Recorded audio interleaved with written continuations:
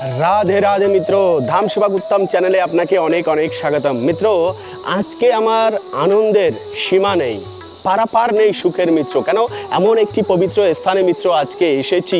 দেখুন, আমার বাঁদিকে রয়েছে মন্দাকিনী নদী, আর মন্দাকিনী নদীর ঠিক ডান দিকেই রয়েছে মিত্র অত্রি ঋষির আশ্রম। মিত্র, এটি আমার একটি স্বপ্ন ছিল ছোটবেলা থেকে।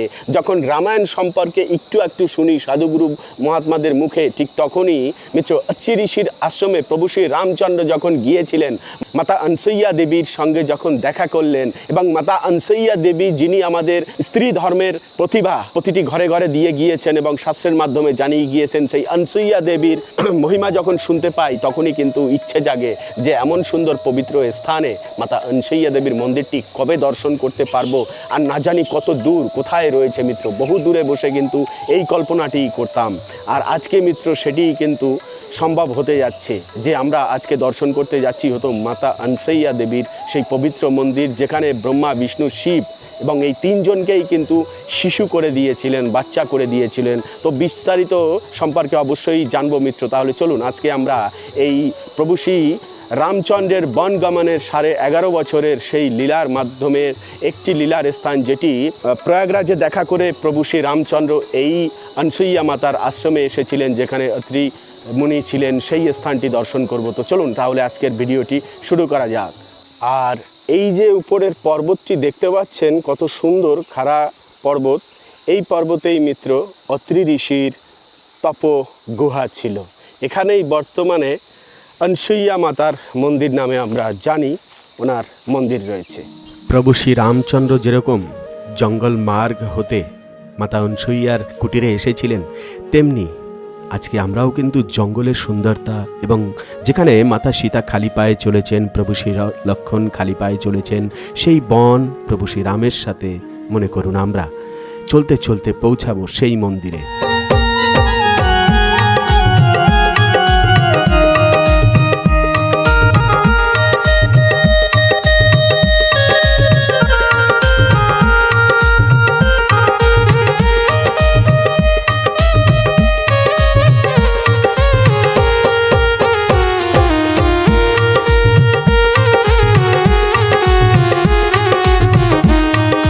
তো মিত্র, এতদিন বৃন্দাবন ধামের বন দর্শন করিয়েছি, জঙ্গল দর্শন করিয়েছি, তাই না? কিন্তু সে বনে তো আমাদের ভগবান শ্রীকৃষ্ণ বিচরণ করতেন। কিন্তু আজকে যে বন দর্শন করাচ্ছি মিত্র, এ বনে হলো আমাদের প্রভু শ্রী রামচন্দ্র বিচরণ করতেন। দেখুন সেই বন, অদ্ভুত বন মিত্র, চারিদিকে কিন্তু কেউ নেই, বিশাল জঙ্গল, কত রকমের বৃক্ষ দিয়ে ঘেরা মিত্র এই বনটি, আর কত বন্য প্রাণী রয়েছে। এই যে মন্দাকিনী নদী পার হয়ে ঠিক ওপারে যাওয়ার জন্যই এখানে এসেছি। ভয় লাগছে, এই গভীর বনে যদি আবার সাপ কোপ সব থেকে থাকে তাহলে কি হবে? কেন কি জন্তু জীবের তো কোনো অন্ত নেই না। তো এই যে দেখুন কত সুন্দর ধারা বানানো রয়েছে, কত সুন্দর শিলা, কিন্তু আবার পায়ে না লাগে মাতা মন্দাকিনী, সেজন্য পাথরের উপরে উপরে সাবধানেভাবে এগিয়ে যাচ্ছি। কি দৃশ্য মিত্র আমাদের এই ভারতবর্ষে! হ্যাঁ, কত লুকোনো স্থান রয়েছে। অনেকে দর্শনের জন্য আসেন, উপরে উপরে মন্দির দর্শন করে চলে যান, কিন্তু বনের মধ্যে প্রবেশ করার জন্য লম্বা সময়ের প্রয়োজন। সেই সময় কিন্তু কেউ দিয়ে এখানে দর্শনের জন্য আসেন না। আর খোলা জায়গা কতটা বিশাল জুড়ে, তাই না? একদম ওদিক থেকে বয়ে আসছে কত জীবেরা, কত বাদরেরা এখানে বসে জল পান করছেন আমাদের প্রভু শ্রী রামচন্দ্রের সেই পবিত্র স্থান মিত্র। না জানি মা সীতা এই স্থানে কতবার জল গ্রহণ করার জন্য কলসি নিয়ে এসেছেন। মাতা আনসুইয়া দেবীর সঙ্গে উনি এই নদীর তটে এসেছেন। কোন নদী? সেটা হলো মন্দাকিনী নদীর তটে এসেছেন।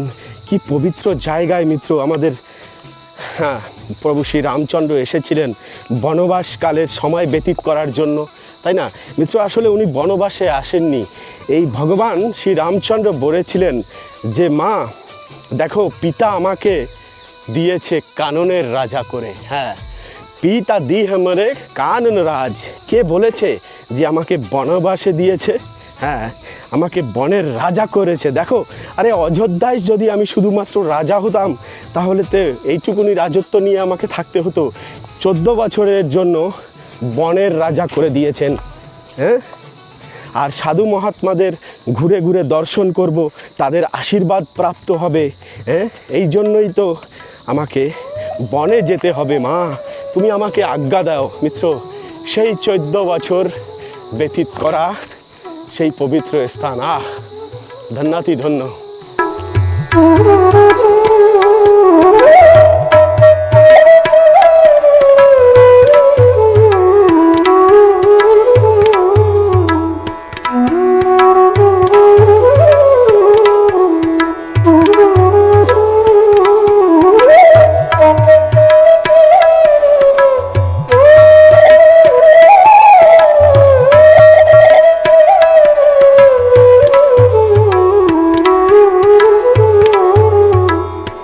আমাদের মাতা সীতার স্নান করার যে মন্দাকিনী নদী, সেই নদীর তট কত সুন্দর, আজও কলিযুগে দাঁড়িয়ে থেকে মিত্র আমরা দর্শন করতে পারছি। একবার দেখুন। হ্যাঁ, এখনও সেজে রয়েছে মিত্র। আসলে এখনও পারেনি ভগবান শ্রীকৃষ্ণ বা প্রভু শ্রী রামচন্দ্রের সেই এই লীলার স্থানগুলি এখনও এই মনুষ্য কলিযুগে এখনো অবধি নষ্ট করতে পারেনি। এখনও সেই রকম সুন্দর শোভা মণ্ডিত রয়েছে আমাদের এই চিত্রকূটের বনে। আর এই যে দেখুন, উপর থেকে টপ টপ করে এই যে বনের জীবদের আছে তাদেরকে এখনো খাবার পর্যন্ত দিয়ে যাচ্ছে, যেন বৃষ্টির মতো পড়ছে। কি বলুন তো, এই যে ডুমুর ফল, আঞ্জির।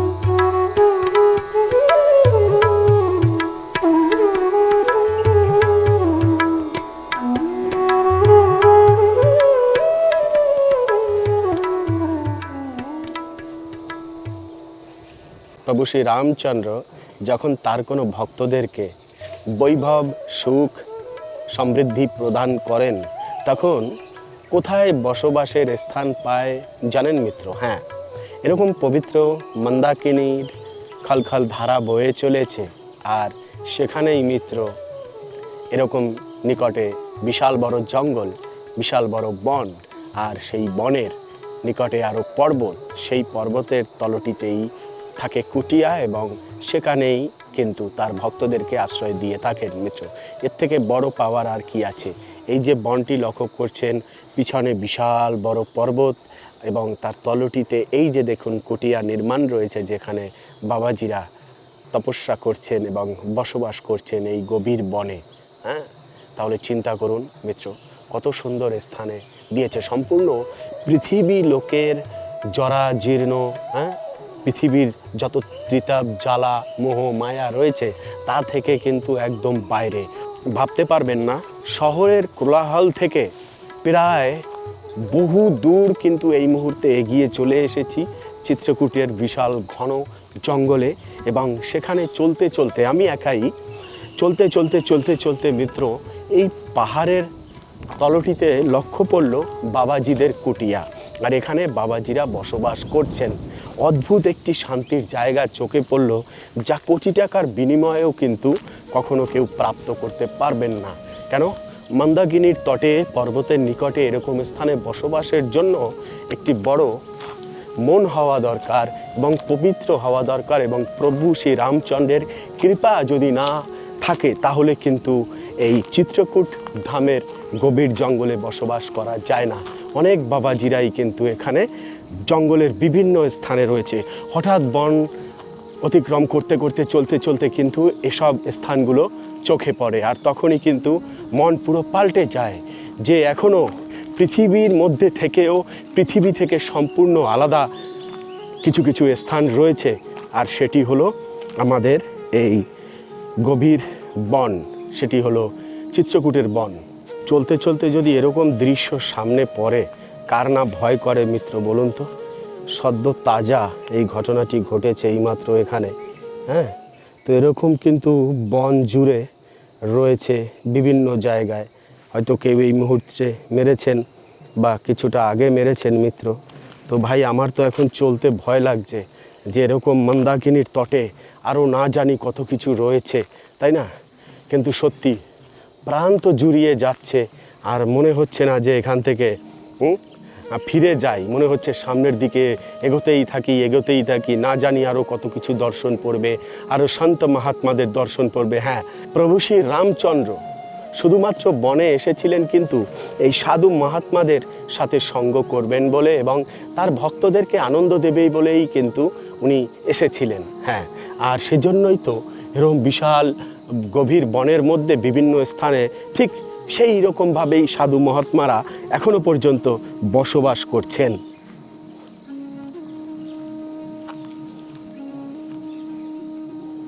আহা, যেভাবে মিত্র এই মন্দাকিনী নদীর তটে এই যে শিলাগুলি এক একটি যেন মনে হচ্ছে 3 BHK ফ্ল্যাটে রাখা সোফার মতো সেজে রয়েছে।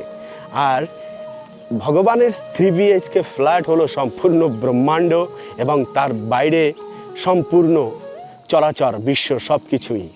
আর সেখানে এই যে আমাদের প্রভু বিকেলবেলা হলে মনে পড়ে মিত্র সেই রামায়ণের সব কথা। প্রভুর কাটানো প্রতিটা দিন কেমন ছিল এই গভীর জঙ্গলে মিত্র।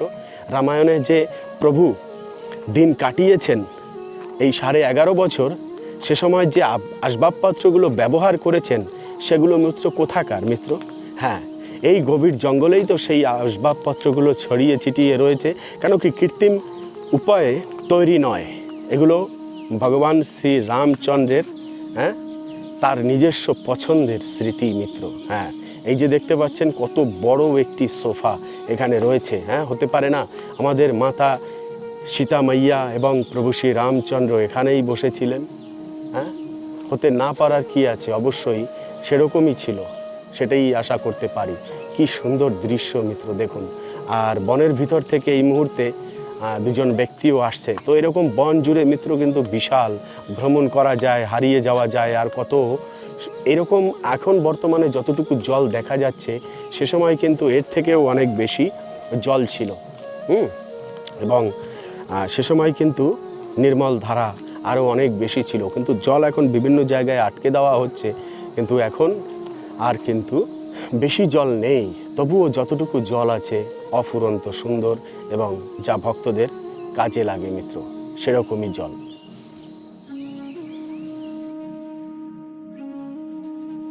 আমাদের সরকার যেরকম ফ্ল্যাট হলে বা বাড়ি হলে জায়গায় জায়গায় সবার বাড়িতে বাড়িতে সামনে দিয়ে যেরকম জলের ব্যবস্থা করে, তাই না?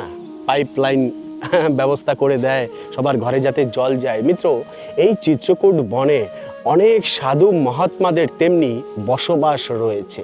তো এই প্রভু কথাটি জানতেন যে আমার ভক্তরা এই সুন্দর চিত্রকূটের বনে বসবাস করবেন, তাই তো এমন সুন্দর মন্দাকিনী নদীর ধারা বইয়ে নিয়ে এসেছেন পার্বত্য অঞ্চল থেকে সমতলে, যাতে করে তার তটে তটে সব সাধু মহাত্মারা বসবাস করে তাদের ধ্যান তপস্যা সাধনা চালিয়ে যেতে পারেন পিঁড়ির পরে পিঁড়ি এবং বছরের পরে বছর এবং যুগের পরে যুগ। এবং উনিও তো লীলা বিলাস করতে আসবেন, তখন নিশ্চয়ই মাতা সীতার প্রয়োজন পড়বে এই মন্দাকিনী নদীর তট, প্রভু শ্রী লক্ষ্মণজির প্রয়োজন পড়বে মন্দাকিনী নদীর তট, প্রভু শ্রী কেবাটের প্রয়োজন পড়বে, আরও বড় বড় অত্রি ঋষি অনসুইয়া মাতাদের প্রয়োজন পড়বে। আর তাই তো এমন সুন্দর মন্দাকিনীর ধারা মিত্র তৈরি করে দিয়েছেন। হ্যাঁ, আমাদের সরকার তো অবশ্যই তৈরি করে দেবেন না কেন? এত বড় ব্রহ্মাণ্ডের সরকার যিনি, তিনি কি পবিত্র এরকম ধারা বওয়াতে পারে না? তাই তো দেখুন কত সুন্দর খালখাল বইছে, কত সুন্দর স্থান মিত্র, একদম মনোরম, যেন মনে হয় দিনের পরে দিন এখানেই শুয়ে রাত কাটিয়ে দিই। আর সাধু মহাত্মাদের কথা বলতে বলতে কিন্তু জঙ্গলের মধ্যে দিয়ে যদি কোনো সাধু মহাত্মাদের দর্শন হয় তখন কিন্তু প্রাণ আপনি আপ জড়িয়ে যায়, শুদ্ধ হয়ে যায় আত্মা। এই যে দেখুন এক মহাত্মা কিন্তু বনের মধ্যে দিয়ে ধীরে ধীরে এগিয়ে আসছেন।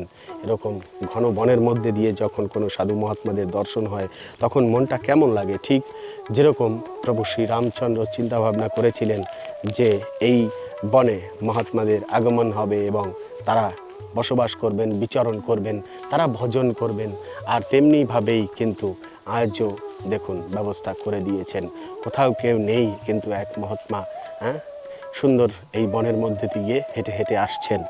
তো এই হলো মহিমা এই বনের, এত সুন্দর মনোরম বন। জীবরাও তেমনি খাবার পাচ্ছেন মিত্র। বনে কিন্তু খাবারের কোনো অভাব নেই। এই যে বনে সুন্দর উপরে রয়েছে একটি বৃক্ষ, এটি কি বৃক্ষ জানেন? আমরা বলি যে ডুমুর বৃক্ষ, কিন্তু ডুমুর বৃক্ষের একটা অন্যরকম ফল নিচে টপ টপ করে পড়ছেন, আর সবাই এখানে গ্রহণ করছেন এমন মন্দাকিনীর তটের ধারায়। চলুন এবার একটুখানি আমরা এই বনের মধ্যে প্রবেশ করি, দেখি না কি আছে এই বনে। হ্যাঁ, আছে অবশ্যই, নতুন কিছু দর্শন করতে যাচ্ছি আমরা, তাই না? এখানে হয়তো মহাত্মারা ছিলেন আগে, এখানে কোনো কুটিয়া নির্মাণ ছিল কোনো মহাত্মাদের, সেটা এই পাথরের নির্মাণ দেখে মনেই হচ্ছে, কিন্তু আজ উনি নেই, তপস্যা করে ভগবানের ধামে ফিরে গিয়েছেন।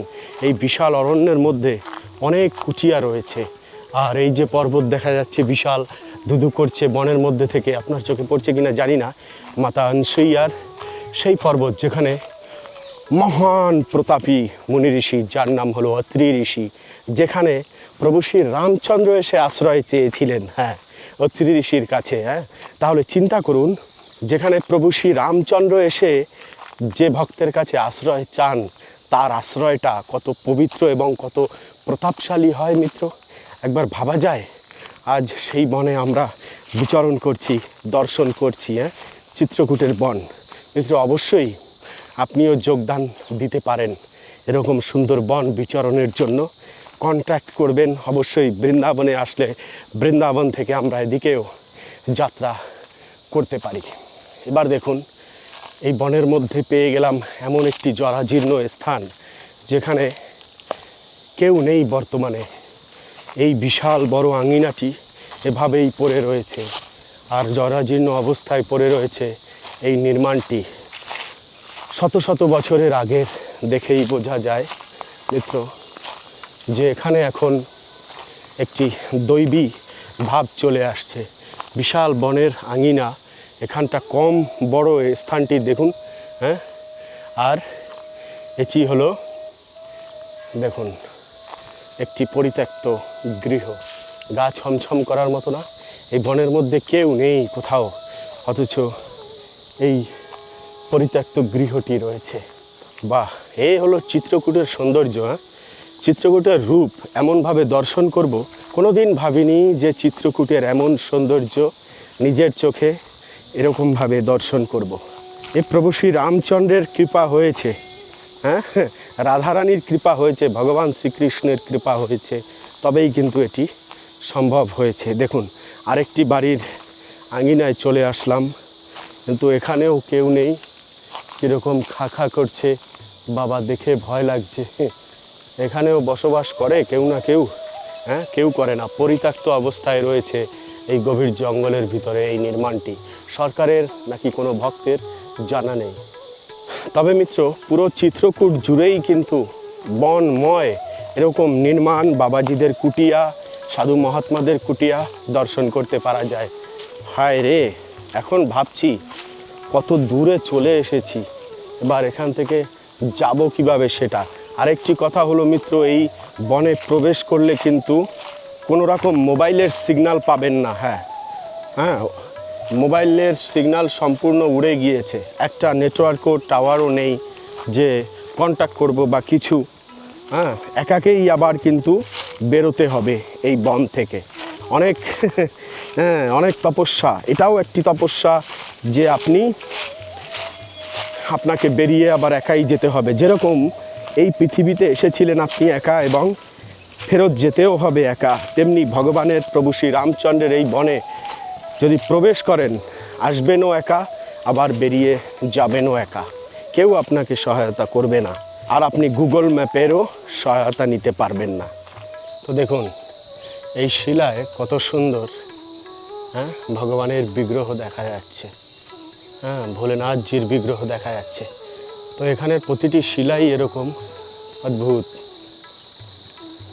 আর এবারে কল্পনা করুন, এই হলো অনসুইয়া দেবীর আশ্রম, হ্যাঁ, যেখানে আমাদের প্রিয় মাতা সীতা এবং প্রভু শ্রী রামচন্দ্র এসেছিলেন। এই যে পর্বতটি লক্ষ্য করা যাচ্ছে, এই পর্বতের তলটিতে, তাই না? তো মিত্র, এই সেই পবিত্র স্থান যেখানে ব্রহ্মা, নারদ এবং শিব তিনজনে এসেছিলেন। অনসুইয়া দেবী এমন এক মহাত্মা ঋষির স্ত্রী যে ওনাকে পরীক্ষা করার জন্য মাতা পার্বতী এবং লক্ষ্মী মাতা ওনারা প্রেরিত করেছিলেন যে ওনার সতী কত বড় তপস্বী উনি দেখব। তো সে কারণেই ভিক্ষা করতে এসেছিলেন এবং ব্রহ্মা বিষ্ণু শিবকে পাঠিয়েছিলেন এই স্থানে দর্শন করার জন্য, অনসুইয়া মাতার আশ্রমে এবং প্রেরণ করার জন্য। মিত্র, এই পবিত্র স্থানে যেখানে তিন আমাদের ভগবান প্রকট হয়েছিলেন, সেই পবিত্র স্থানের দ্বার হলো এটি, আর এটি হলো সামনের বেদি। মিত্র,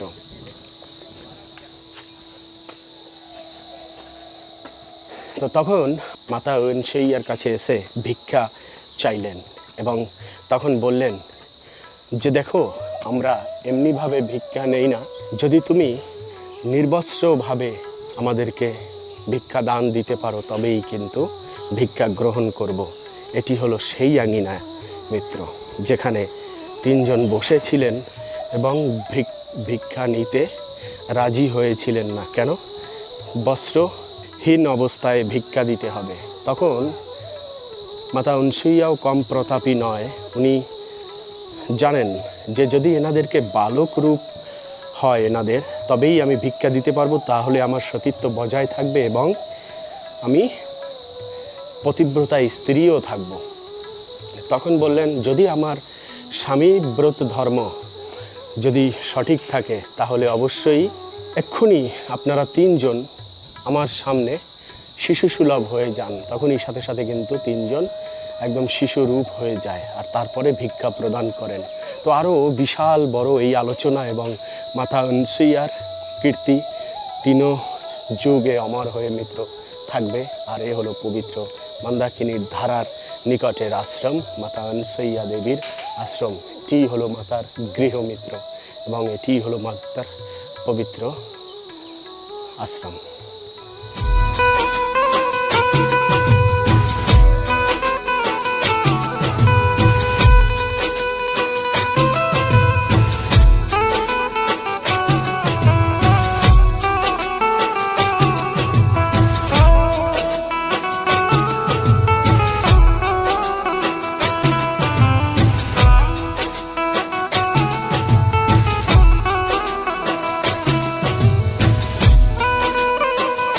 তো মিত্র, এখানকার ভক্তদের মান্যতা যে মাতা অনসুইয়া আসল ভিটে এবং যেখানে উনি ছিলেন সেটি হলো এইটি, এবং এটি হলো সবচাইতে প্রাচীন মন্দির বা উনি যেখানে নিবাস করতেন সেই ত্রেতা যুগে।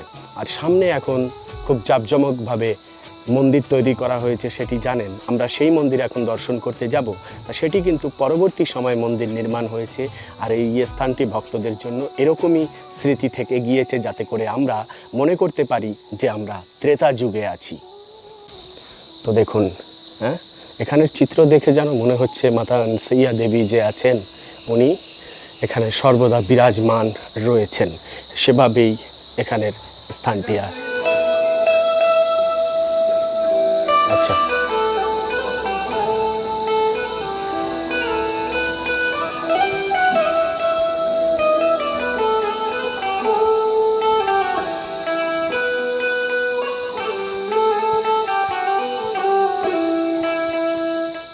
তো দেখুন কত বিশাল বড় পর্বত। হ্যাঁ, এই পর্বতের সাহারা নিয়েই ওনারা এখানে তপস্যা করেছেন, আর সব চিহ্নগুলি এখনও এরকম রয়েছে। একদম শান্ত বাতাবরণ না হলে কি আর ত্রেতা যুগের মতো যুগে প্রবেশ করা যায় মিত্র, তাই না? এই দেখুন, অত্রি ঋষি এই স্থানে মিত্র তপস্যা করতেন। অত্রি ঋষির খুব সুন্দর একটি এখানে মূর্তি রয়েছে, দেখুন তার মুখমণ্ডল। ধন্য, অতি ধন্য আমরা। তো এই সেই এখান থেকেই দেখুন দৃশ্য। হ্যাঁ, অত্রি ঋষির পাশ থেকে যদি ক্যামেরাটি ধরি তাহলে উনি এখানে বসে সুন্দর এরকম প্রাকৃতিক ধারা দর্শন করতে করতে ওনার তপস্যা করতে করতে দিন ব্যতীত করতেন। এবং এই যে দেখুন, এটি হলো পরিক্রমা মার্গ। কত সুন্দর স্থান মিত্র, বাহ! আর এটি যে শুধুমাত্র অনসূয়া দেবীর আশ্রম তা নয়, আমাদের মাতা সীতা দেবীরও আশ্রম। কেন কি উনি এখানেই তো বসবাস করেছিলেন। আর আমাদের অনসূয়া দেবী যে উপদেশ দিয়েছেন মিত্র, অনসূয়া দেবীর স্ত্রী ধর্মের প্রতি উপদেশ অমর হয়ে রয়েছে। সেই উপদেশ যদি বর্তমানে কলিযুগের কোনো জীব অধ্যয়ন করে, যদি কোনো স্ত্রী অধ্যয়ন করে, তাহলে সে অবশ্যই নির্ঘাত পতিব্রতা স্ত্রী অবশ্যই হবেন মিত্র। মাতা অনসূয়া দেবী মাতা সীতাকে খুব সুন্দর আভূষণ প্রদান করেছিলেন, বস্ত্র প্রদান করেছিলেন, যে বস্ত্র চিরশাশ্বত এবং চিন্ময়, যা কখনোই নোংরা হতো না, ময়লা হতো না। সেই বস্ত্র আভূষণ পরিধান করেই কিন্তু 14 বছরের বনবাস কাটিয়ে দিয়েছেন মাতা সীতা প্রভু শ্রী রামচন্দ্রের সঙ্গে, লক্ষণের সঙ্গে। শুধুমাত্র আমি কেন এই পুণ্যটুকু কামাবো, তাই না? এই যে পরিক্রমা দিচ্ছি, তো আপনিও কিন্তু মন থেকে মানসিক পরিক্রমা অবশ্যই দিতে পারেন আমার সঙ্গে। এটি হলো এই অনসূয়া আশ্রমের পরিক্রমা মার্গ মিত্র। দেখুন কত সুন্দর গুহা রয়েছে এখানে, দেখেছেন? দেখুন, এ হলো প্রভু শ্রী রামচন্দ্রের লীলা। হনুমানজির একটি বিগ্রহ রয়েছে, এখানেও রাত্রি যাপন করা যায় খুব সুন্দরভাবে। দেখুন, পর্বতের নিচে শান্তি আর শান্তি, না তো বৃষ্টি পড়বে, না জল পড়বে, না কিছু কষ্ট হবে। 12 মাস মিত্র এখানে সুখ বিরাজমান, অদ্ভুত সৌন্দর্য, বাহ! আর এই যে সম্পূর্ণ ধুধু করছে পাহাড়ময় জুড়ে যে স্থান, সে হলো আমাদের চিত্রকূটের অরণ্য, আর নিচে মন্দাকিনীর অপূর্ব ধারা। এবারে চলুন এই স্থান দর্শন করি।